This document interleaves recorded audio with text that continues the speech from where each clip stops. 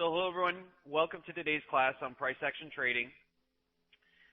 I got a few setups, one that I just completed, one that I wrote about on my Facebook, and another one that was kind of an obvious one.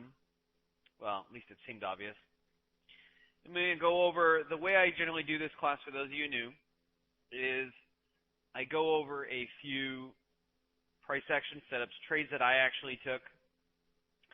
I go through the thought process, my analysis of the price action, why I made that trade from a price action perspective, what was my price action trigger per se, what was the entry, stop, limit, why I chose those, all from a price action perspective, because what I'm trying to do is unfold this information as to how I trade price action on a daily basis.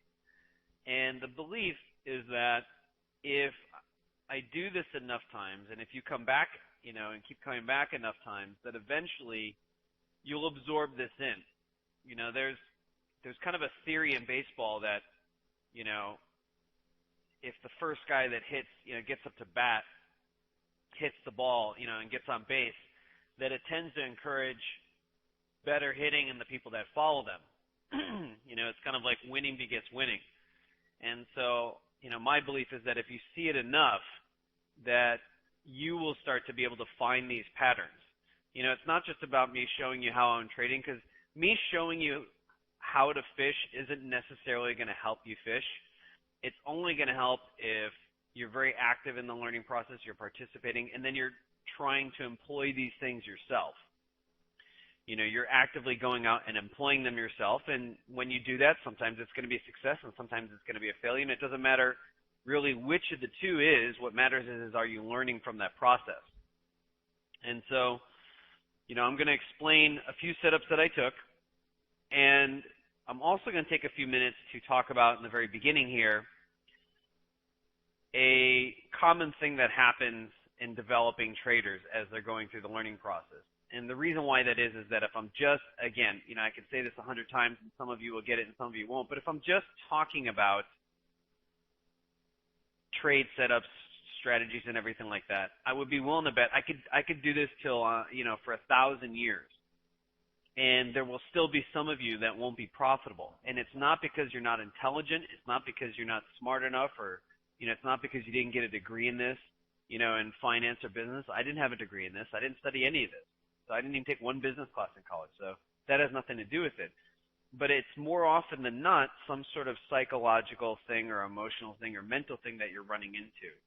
And my job as an educator is to help unfold those and, kind of delineate some of those to you so that as you experience them, you can avoid them, or you can see the pitfalls coming up and make sure that you avoid it.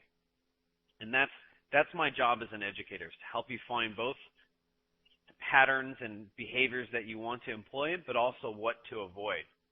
Also what things that you're going to experience, and then kind of help give you an idea of how to relate to them. So I'm going to spend a few minutes now talking about that one thing, and then I'm going to get into the trade setups.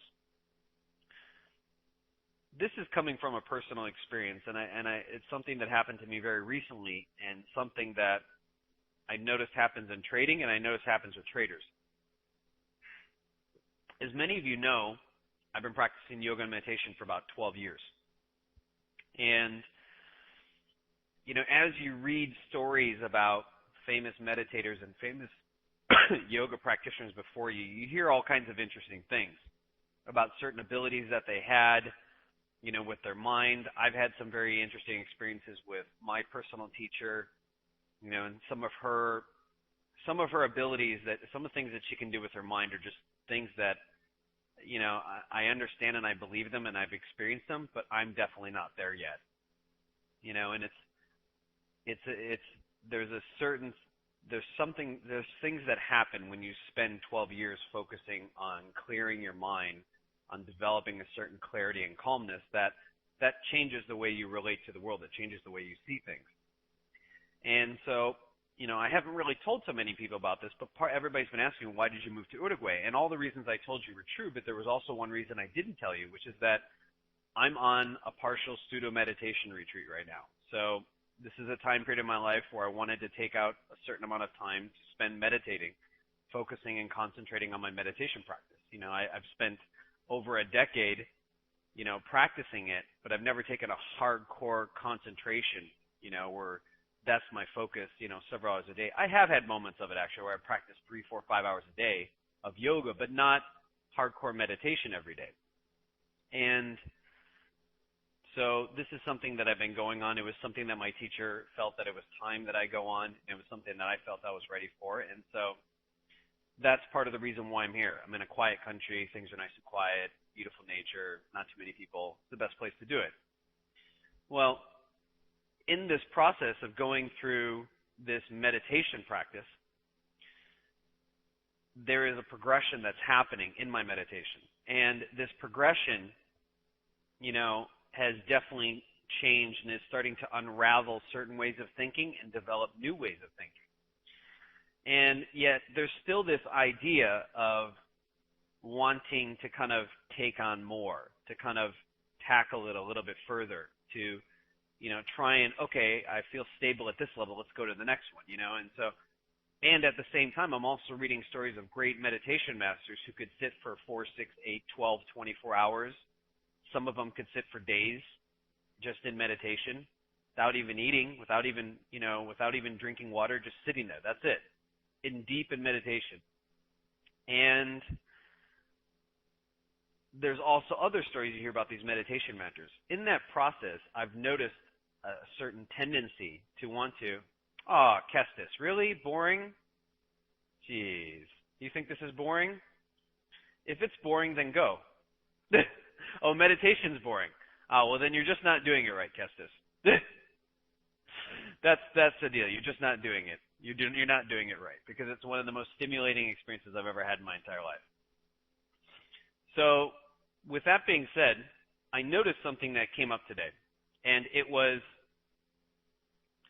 a desire to want to kind of do more, go more, grab more, take on more, try the next thing, Hey, I'm not experiencing these massive meditation states that these massive meditation masters were experiencing, and so I would want to try and do more.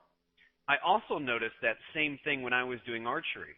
I was doing archery, and I was definitely progressing, and I was, definitely a pretty strong archery student in my school, but I would try and take things to the next level without totally stabilizing in a current level.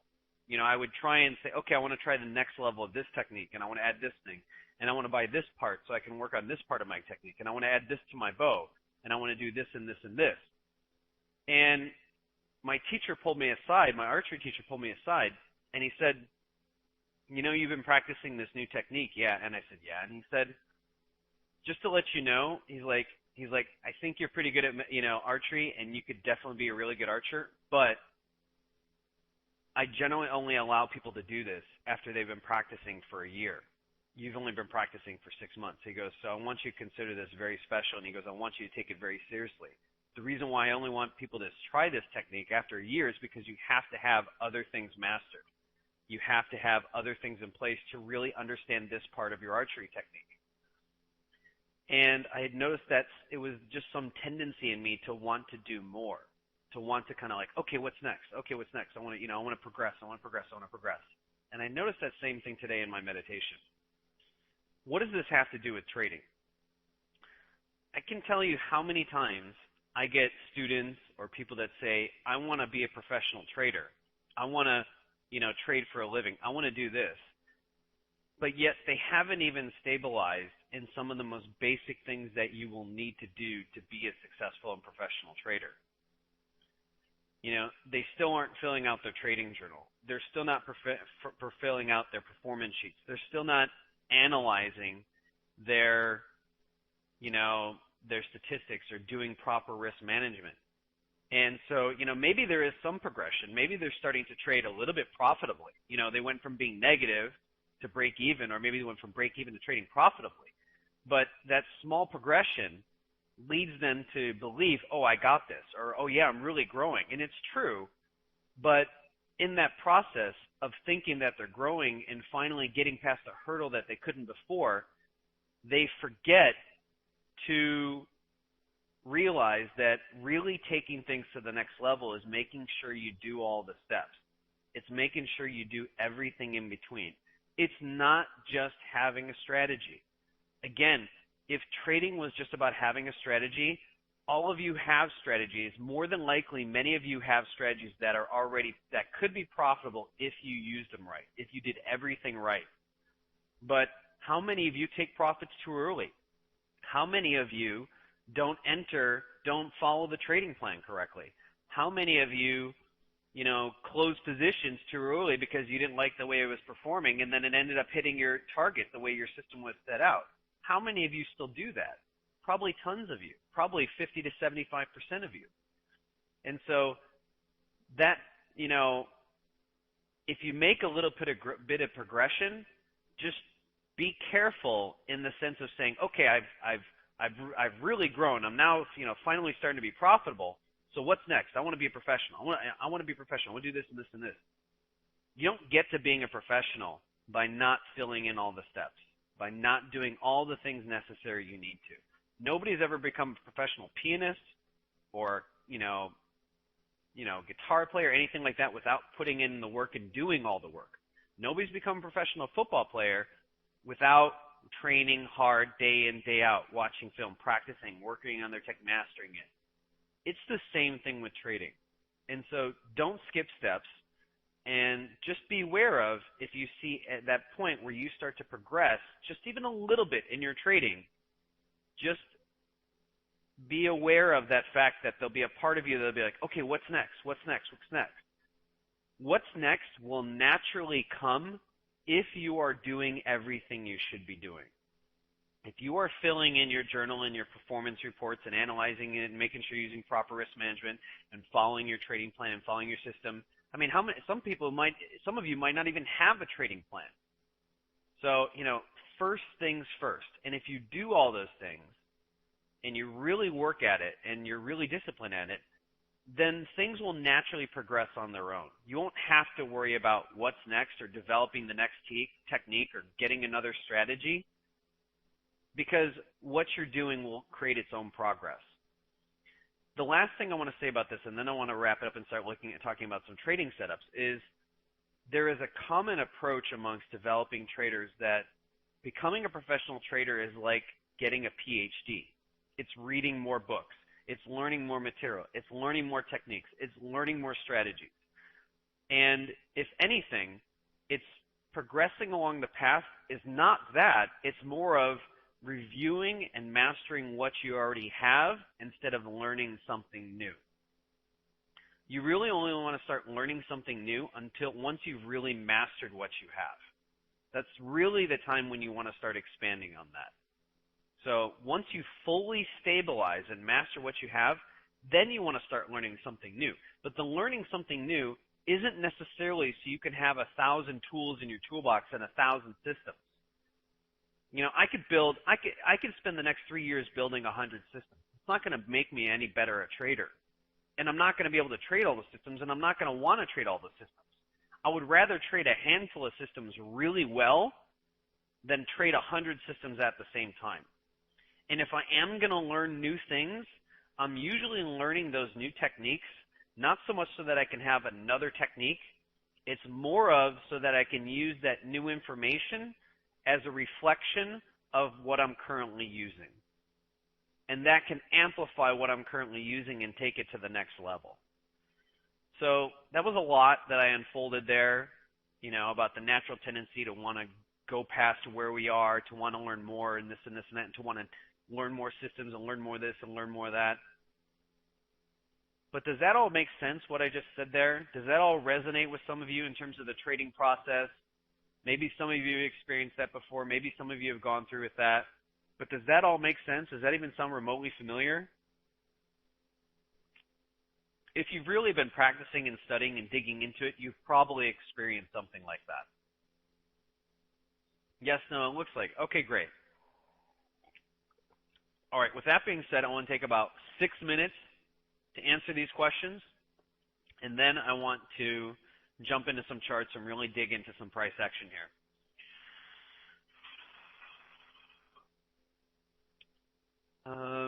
the questions about meditation and things like that, I'd rather save that for another time.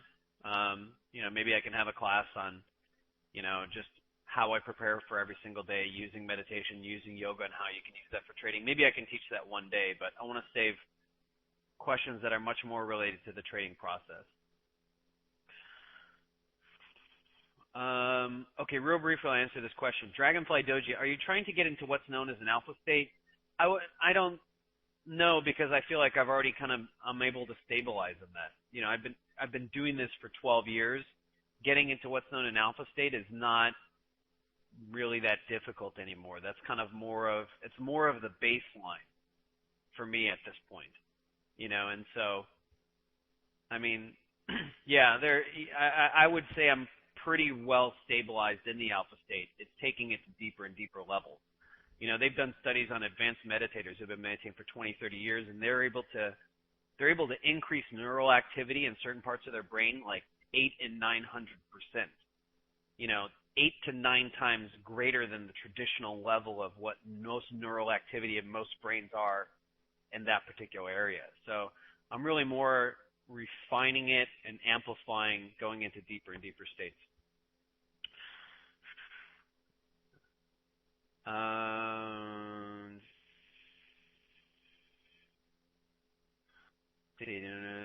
So in the Olympics, Chris, which country will you represent? I don't think I'll ever be in the Olympics. It's not something I'm really trying to train for, and you need to be dedicating all day, every day to that. I'm really doing archery more for the zen of it than I am to be a competitive archer. I do the competitions more of a reflection of my process and my development as an archer and the technique, not so much as, am I, that good or anything. Okay, Rob says, quick question here. Very fine line between success and failure. I've realized I have to learn to execute my trades almost perfectly, and that is not easy because emotions can get in the way. I certainly like to overcomplicate things. Took me ages to take the indicators off the charts. The mind will naturally want to overcomplicate things. Come on, how many times have you gotten into a trade that, before it happened, you saw it coming, it was a great setup, you liked it, you got into it, and then all of a sudden your mind started creating a bunch of different scenarios about what's happening. And, you're like using a 4-hour chart or a 1-hour chart, and yet every tick is all of a sudden a new, like revelation. Ooh, it's doing this. Oh, it's that. Ooh, it's selling off. Oh, shoot, it's gonna stop me. That's the conditioned mind. That's the kind of neurotic mind. And so the mind, an untrained mind, will complicate things. As they say, in the beginner's mind, there are thousands of possibilities, and the master's mind, there's only a few, if that, maybe one. And so, in terms of the fine line between success and failure, the fine line between success and failure is really more a question of effort and doing the right thing. It's not some sort of, I would say it's two things really, or three things. It's the right effort, it's doing the right things, by being disciplined, but it's really in having the mindset. There are people who are probably don't have maybe the most natural talents, but can be very, very good traders because they have the right mindset to do it. I met a professional boxer who I train with. Professional boxer didn't even have an email account until a couple of years ago. Barely understood how to use the computer. Sometimes he'd have to have his wife help him to use the computer. He's a profitable trader. He had no training in this whatsoever. Spent about 6 months with me, and the guy is just killing it. 70, 75% accurate consistently month after month, consistently profitable month after month. His mind wasn't necessarily trained or had certain skill sets for it, but he did have the right mindset when it comes to training professionally. He was a former Golden Gloves boxing UK champion. So, he had that kind of mindset. He took that mindset, applied it to trading, and it allowed him to be a really highly successful trader. And this is someone who had ADHD too. He had ADHD. You would think he'd be the worst person to be, mentally, to be a successful trader. But he had the right discipline, the right mindset, and he really worked at it. The fine line between success and failure is drawn by your mind. It's not drawn by your system. Okay, last 2 questions and that's it. Is there a specific exercise you recommend for people that can't stick to a simple plan? Yes, I have a couple articles on that. Email me info@secondskies.com and I'll send you links to those articles. Philip J says, I'm getting old now. Life's far too short to waste time messing around meditation. That's actually the perfect reason to be meditating. If you are getting old now, you're running out of time, nothing's more important than making the most out of every moment. And that's what meditation does. It allows you to make the most out of every single moment. All right, great. So let's get into it. I want to talk about sterling dollar, and I want to talk about a trade setup that I saw in sterling dollar. I just took, and I actually just closed, and it's too bad I closed it because I think this thing's going to fall further probably if it can get past this level. So sterling dollar for a while, as you know, had a little challenge with 160. You know, had a very strong rejection off it back in end of February here. Sold off about 400 pips. Came back to it again, double rejection off 160, then sold off 150 pips. Much more shallow rejection. Much more shallow. When you see rejections off the same level and they get more and more shallow, that generally tells you that, you know, in this case, the buyers are willing to buy it up a little bit higher, and they're going to try and take out 160. You know, that if the rejections keep getting more and more shallow, that's saying the buyers are scooping it up at a higher price. They're getting a worse price for it, but they're saying we'll buy it up closer to this resistance because we think we're going beyond this resistance. You know, why buy it so close to resistance if you really don't think you're going to take it out? You know, generally it's a bad idea to buy close to resistance because there's the presence of sellers there. You could be running into an opposite party who wants to send it in the opposite direction you want to take it. Why do that? You only do that if you're pretty confident that it's going to generally break these levels or the upside pressure is just building. So eventually it breaks it right here. Breaks it, closes above 160. Has a decent rejection above it, but breaks it and closes above it. So I'm watching this, and look at how it did this. Strong sell-off, but then I want to zoom in here. Double rejection, tries to break it here, double rejection. There's obviously sellers here. Sellers sell it a little bit, and then it dips off, drops 150 pips. But look what happens. 3 candles with each candle getting larger and larger.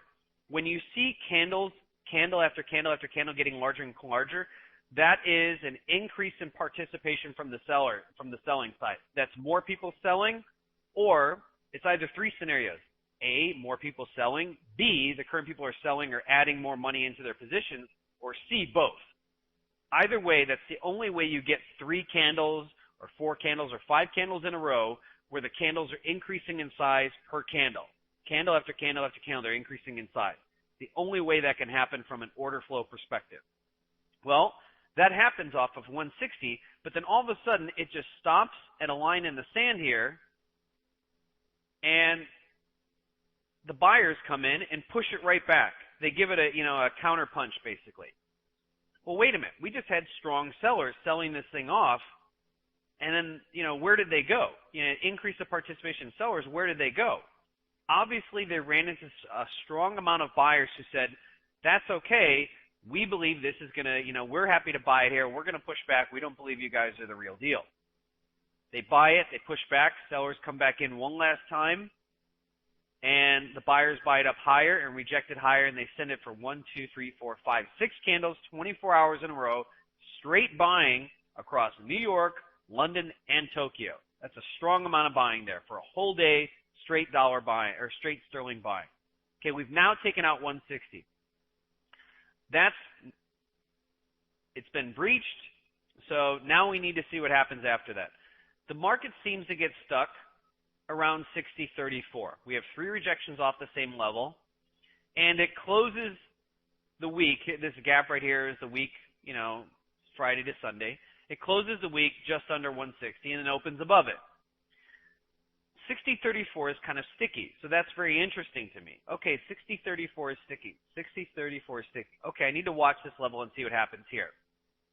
Well, there's clearly some buyers at the prior resistance level, 59.80, so now we got a tug of war going on. We got a tug of war going on. There are some sellers at 60.34 around this region. and there clearly are some buyers at 59.80. If the buyers really were in control, they should eventually clear this thing out and start to make new ground.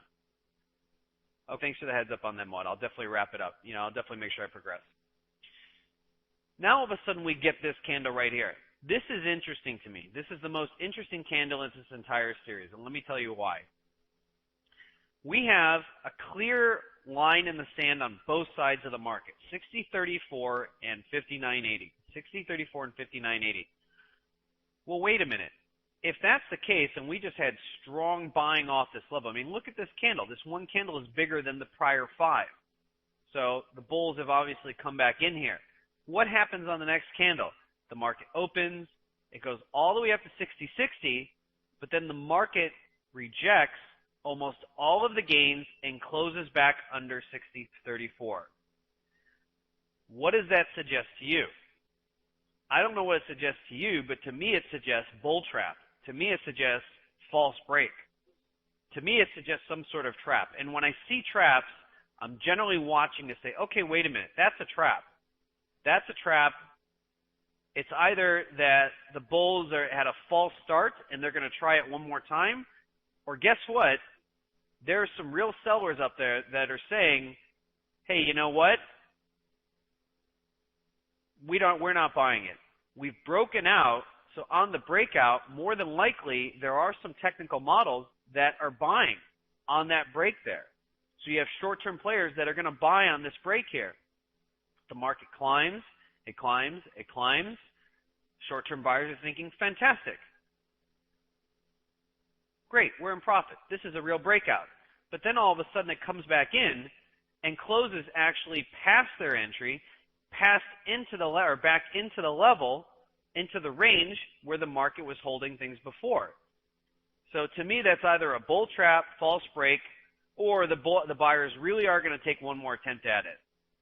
I tend not to buy the latter scenario there. I tend to buy the first scenario when I see that, because more than likely those short-term traders are now underwater and they're thinking, shoot, if this doesn't gain ground very soon, then we're going to get stopped out, and we're going to get stopped out, and what's that going to do? It's going to send the market right back to the bottom of this range, most likely. Most likely. Solomon asked the question, how do I know that candle is a trap? I don't know for sure. There's no 100% way for me to know for sure, but I do know that if we've had a very clear line in the sand and we've broken that range, remember this range has been holding for 1, 2, 3, 4, 5, 6, 7, 28 hours. It's been there for over a day. That means a lot of different players are aware of that range. And that's when traps work best. Traps work best when there's a lot of people aware there's a range, there's clear boundaries. And so with that being said, if everybody's aware of it, then there are players that are going to be looking to trade on the break. There are players, short-term models, that are going to be looking to trade on the break. So if that's the case, they're going to be buying somewhere above this 60.41. What happens is when that happens and it breaks out, but then it closes back in, those short-term models are either thinking, okay, we're exiting now, or we're going to give it a little more room, but then if it continues to sell off, we're out. And that's it. And so with that being said, I tend to watch these very, very seriously, particularly when we get a very strong rejection. We'll look at this one candle alone. The entire candle, 85% of it, or about that, is all rejection.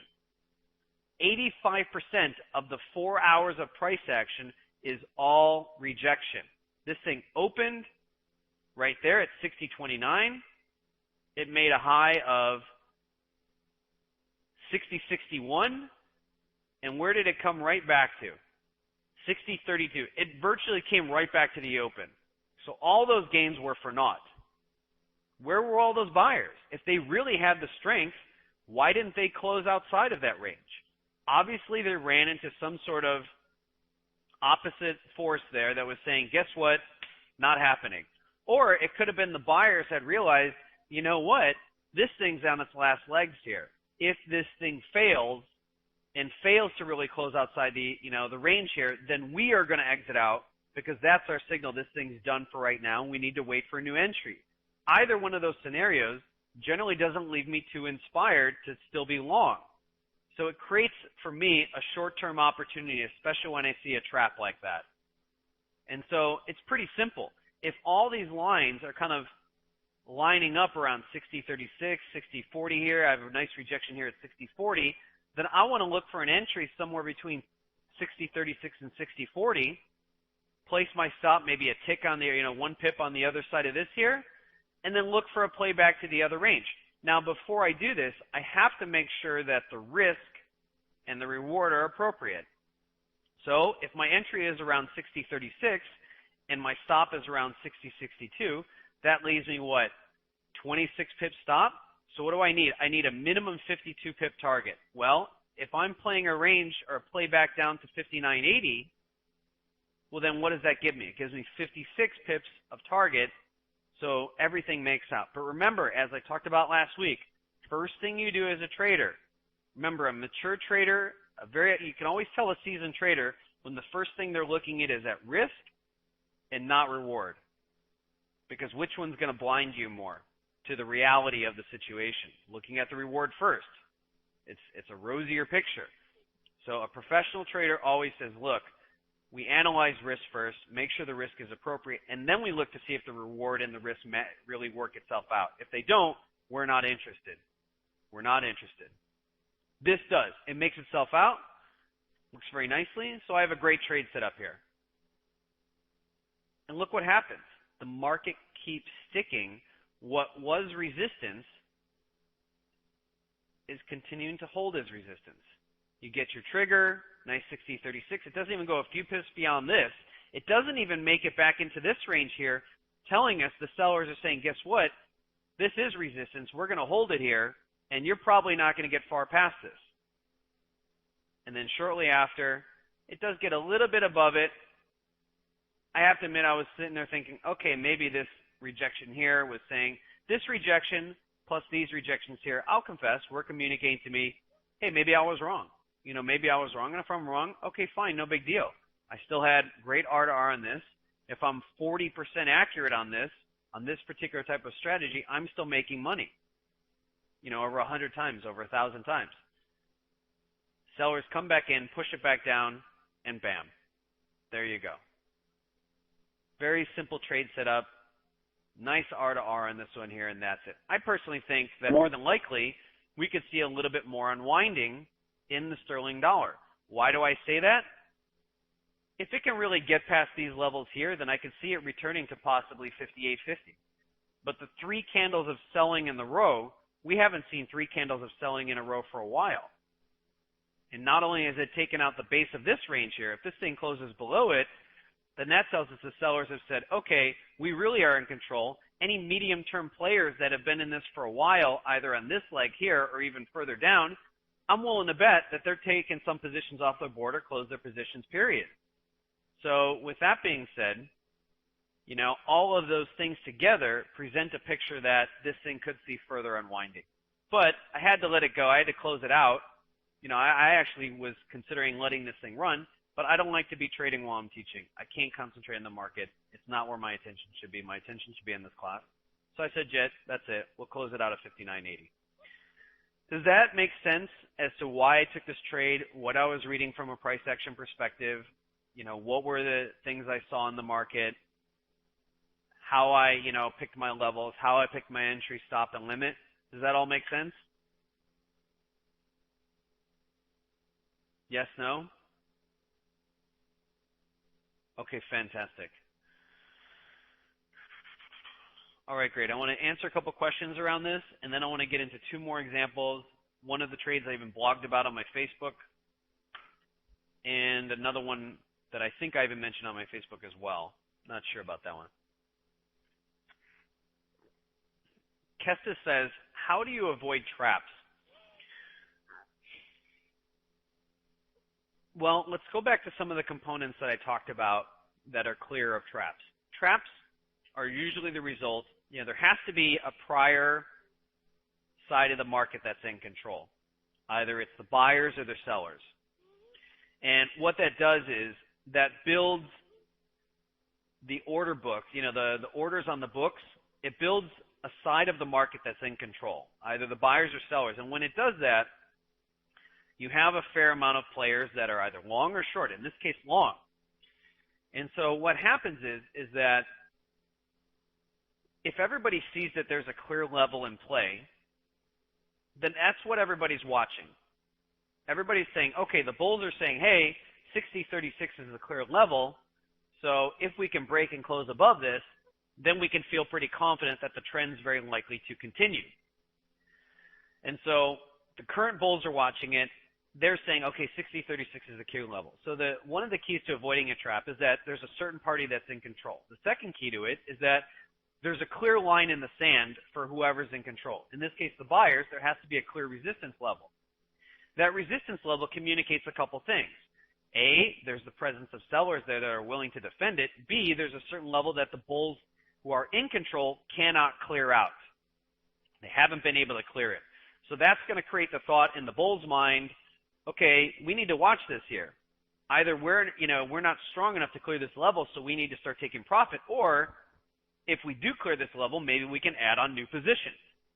This might be a breakout pullback opportunity, whatever. So if you have those elements in play, then the thing you want to watch out, that there's a clear line in the sand. If that clear line in the sand is stable for a long enough period of time, that also lets enough traders know about it. And the more traders are aware of it, the greater the chance people are going to make trades around that level. If it's only there for a short period of time, it's going to be very hard for people to catch on to it. The institutionals will probably catch on to it. Your private desk traders, some of your prop traders will catch on to it. No doubt about it. The stronger, the more experienced players will catch on to it. But traps work best when everybody catches on to it. And so the longer it's there, the more people notice it, the more people make trades around that. But the next key to really avoiding a trap is saying, okay, you have a clear range, at these levels here, either the resistance or support, and you're really looking for a false break. So if you see a strong rejection where price action closes back in the range, that should be a clear sign there's a trap in play that, hey, I need to be wary of this. So that would be some of the elements to identifying a trap. There are other elements, but those are elements that I go for, that I explain in my course, and it would be unfair for me to explain those elements here, since they paid for that information and you guys haven't. So, but those are some of the elements that should give you a really good idea. There's certain price action triggers. There's other clues. There's definitely a lot of other clues how to avoid them. But that should give you a really good idea as to how to avoid some traps. So hopefully answer your question. Let's see here. Colin says, what chart provider is this? My MT4 looks nothing like this on the 4-hour charts. Yeah. This is, first of all, the server data I'm using is FXCM, UK server data. But the server time, so these 4-hour candles start at the first hour or 1 hour into the London Open, 5 hours into the London Open, which is where the New York traders come in, and then 9 hours into the London Open, which is the London close. So it's a very nice, tidy way to have 4-hour charts. If your 4 hours start at the London Open, it's going to look slightly different. If your 4 hours start at the European Open, it's going to look very different. So depending upon your 4-hour and how they're sliced will determine upon whether they look the same as mine. So hopefully answers your question. In terms of the hours you see below, actually California time. But it doesn't really matter. That part actually doesn't matter. It matters where does it splice the 4 hours in relationship to the London. So hopefully answers your question. Michael says, do you have any rule of thumb on how long you would hold a trade that's not moving in the required direction? No, I don't, because there's too many environmental factors that we could have there. Maybe there's an announcement coming up, so we're going to see a reduction in liquidity and order flow. Maybe there's a holiday coming up.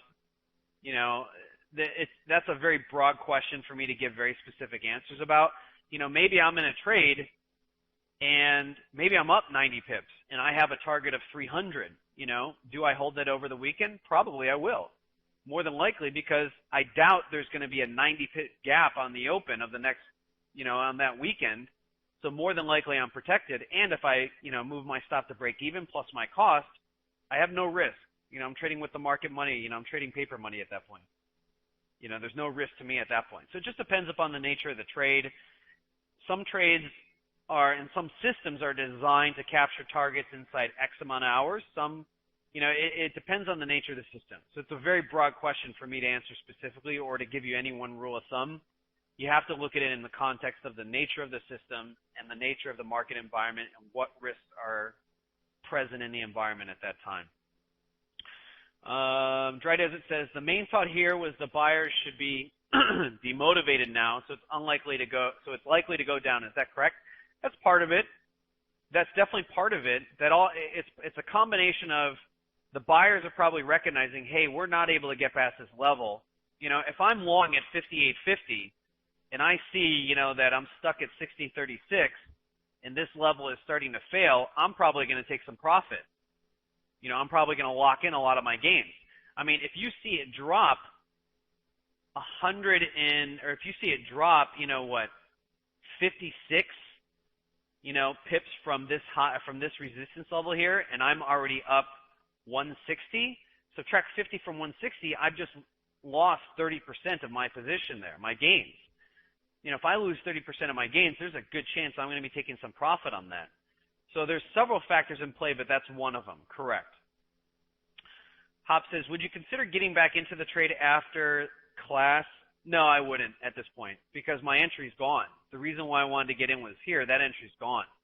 So there's no point in me getting in at this point. I would need a new trigger of sorts. Rob says, I tried shorting it but was stopped at break even as I saw price going above my entry, which it did, and was already too tired to re-enter, missing everything. Yeah, it's hard for me to comment on that because I don't know your system or reason for getting in, Rob, but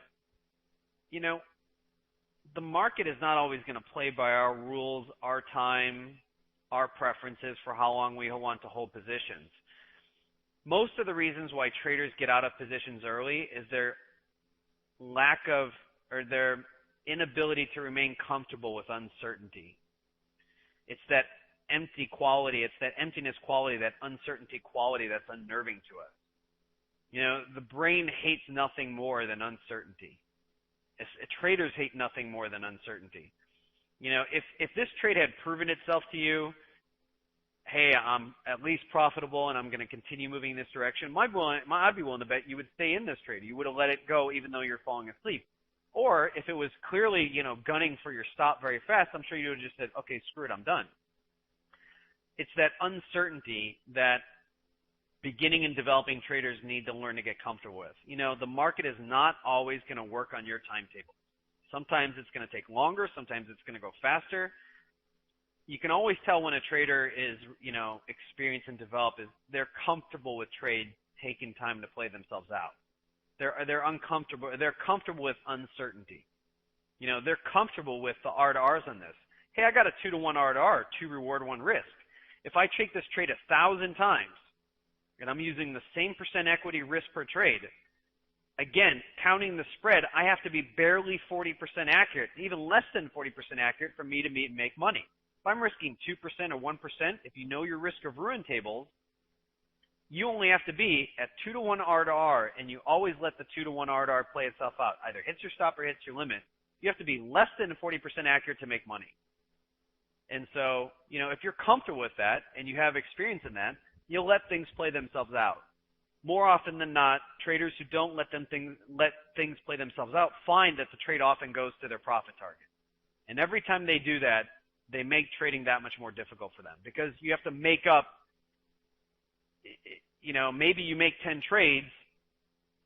Let's say you're 50% accurate. 5 are winners, 5 are losers, but those 5 winners you never let go to their full profit target. But you let the full losers go to their full stop. Well, that's going to make it very difficult mathematically for you to make money because you're leaving a lot of profit on the table by not letting it go to the full target, but you're willing to let the thing take out your full stop. You're going to have to make up that difference there. So you're going to have to, it just makes it more difficult for you. All right, I think I have enough time to go over another chart here. A couple more questions here, and then I'll get back and I'll get to the next one. Rob says, are you able to configure start of the 4-hour candle count FXCM? Not on this chart. I can't, the server time is set, or the way they cut 4-hour candles is set. The only thing I can change is the numbers on the bottom in the sense of FX Trek sets the time on the bottom to my computer time. So whatever I set my computer time is what those numbers on the bottom will read. But they're still going to cut the 4-hour candles. They're still going to cut the 4-hour candles 1 hour into the London Open, 5 hours into the London Open, 9 hours into the London Open. Yeah, that's how they're going to cut it. So that's not going to make any difference. All right, great. Let's get into the next one here.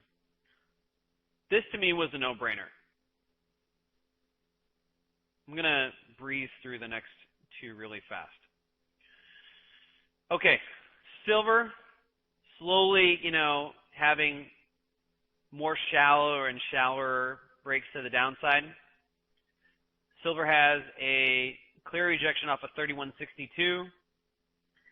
It breaks below it, but then immediately comes back into the range of 3162 to 3305 here.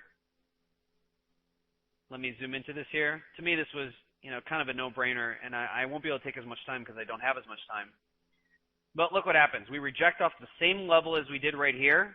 3305 rejects, sends it to 3111. We go right back to that same level, double rejection, and where do we end up? 3162. So if silver is really going to hold, I have two options. I can either get in at 3162, or I can wait for 3111, or I can do both trades. But mathematically, they both make sense, because if I'm getting in at 3162 and I'm targeting 3305, where's my stop? My stop is just below 3110 here. So I have what? A 50-cent stop, and I have a $1.40 target. So let's see if I'm wrong on the first trade and I'm right on the second trade. Mathematically, it makes out. So I'm willing to take this trade off of 3162. Either this thing's going to blow past, there's only three scenarios. It's going to hold this level, it's going to go to this level before it bounces, or going to blow through both of them. But I'm willing to take these two buys off this level here, let this one fail, and maybe take a buy off this one level here for a move back to 3305. To me, it's a no-brainer. So what's the obvious trade? If this level created a strong rejection before, why wouldn't it do it the second time? Level holds, very good rejection off of it. The next candle opens. It doesn't even come back to this level, telling us buyers that entered in off this level said, we're getting in at this level. We think this level is going to hold. The next candle opens. It barely dips a few ticks. Strong buying right after that, communicating, yes, this level was held. Buyers did come in at this level. They not only rejected here, but they came back and pushed it up really hard on this one, saying, hey, yes, we were present here. And then other people recognize, hey, that level is holding, so we're going to jump in. So it pushes this thing up. And shortly after, boom. You don't see sellers really come in and come back to this level here, telling us the buyers are willing to hold this level. And then eventually very strong buying takes out the level. Can everybody see when I zoom back, though? I'm sorry I don't have as much time to explain this, but can everybody see why, this was a trade set up here? It's either this level or this level is my line in the sand. And if I lose on the first one, that's okay, because if I make the second one, I more than make up for the losses on it. One last trade, and this is one, and I actually blogged about how I actually think silver is built a short-term base. I blogged about it yesterday. I think silver is building a short-term base or a medium-term base, and I think we could be starting another bull run. The problem with trading silver and gold on an intraday basis and oil, they are highly manipulated instruments. Highly manipulated instruments. I can't even tell you how manipulated they are. It's ridiculous. I mean, there's almost repeatable algorithms that are happening on an intraday basis to the point where the algorithms are happening almost at the same time every day. It's not even close. I've done quantitative analysis on, silver, gold, and oil. It is just phenomenal how much these things are manipulated. The algorithms are so obvious and the timings are so obvious it's not even close. I've looked at the distribution of, certain types of moves in these things, and it's just not even funny. And so I think those manipulators can only suppress the price of silver and gold and oil for so long. And I think eventually this is going to keep building. And I think we're seeing a short-term base building in silver. I'm expecting if this continues here, I'm expecting we're going to see a run back to 37 in the near future. That's what I'm saying. I blogged about it the other day.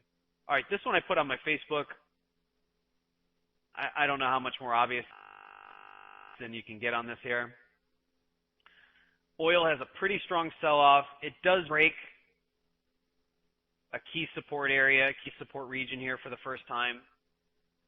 So it breaks this key level here at 30.74. Breaks below it, executes a very nice pin bar trade, very nice pin bar setup. Look what happens after that. It kind of just sticks here, telling us, okay, the sellers obviously haven't come back into the market, and whoever rejected this here is still propping this thing up, but they can't get past this level here. For some reason, they cannot get past it.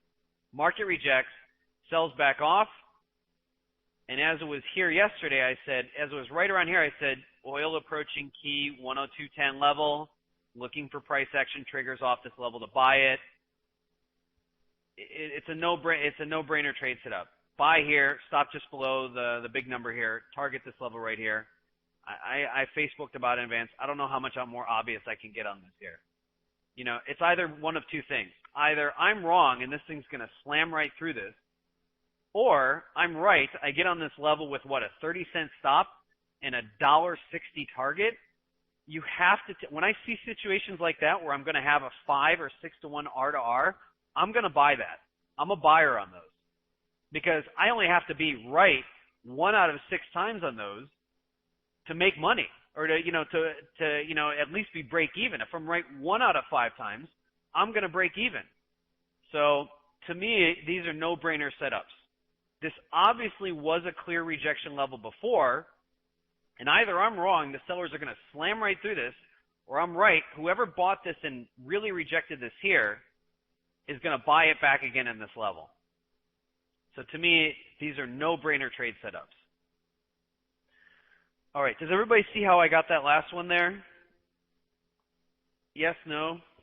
No, yes? Okay, a couple quick questions and then I need to exit out here for the next speaker.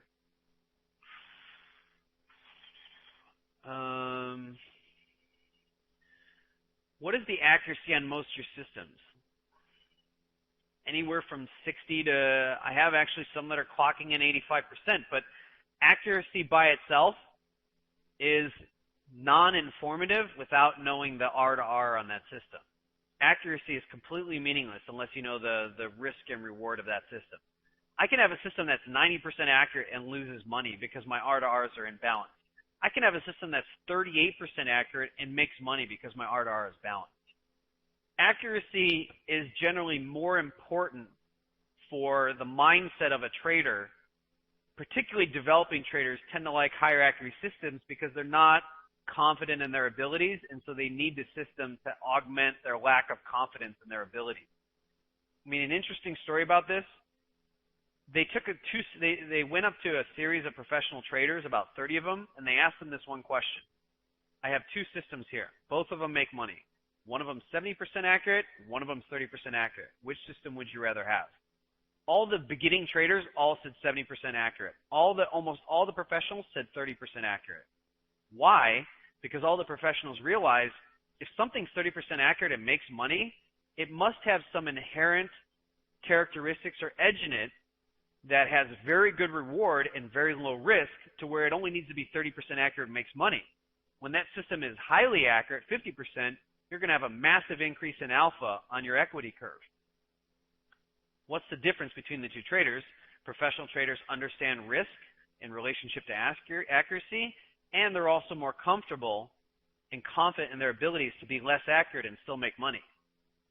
So hopefully answers your question. Okay, last 3, and that's it. I need to wrap it up. Riggs says manipulators. Yes, if you really don't understand gold or silver or oil, these are highly manipulated markets. That's why day trading oil, gold, and silver, you're going to want to be really informed about trading these because there are algorithms in place that are just blatantly obvious, and there are people that have very vested interests in manipulating, I should say suppressing the price of gold and silver.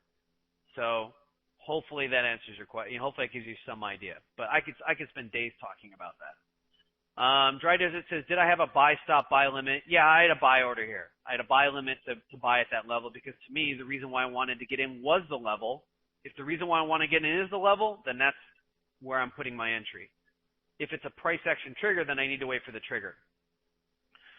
Michael says, but it was a counter trend trade. Are you still okay with that and see it as a no-brainer? You're right. It was a counter trend trade, but there was also a clear rejection off that level, which gave me a price action trigger. So either I'm wrong or I'm right, and I have a nice 5, 6 to 1 R to R trade. Again, I only have to be about, 25% accurate on that trade?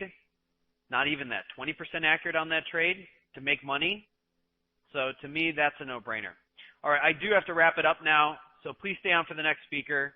You guys have any questions about anything that I do, courses or anything like that, check us out, secondskiesforex.com. Until then, I bid you all adieu. Good luck trading. This webinar is recorded, so make sure you come watch it again. Have a good trading week. I'll see you next time. Take care, everyone.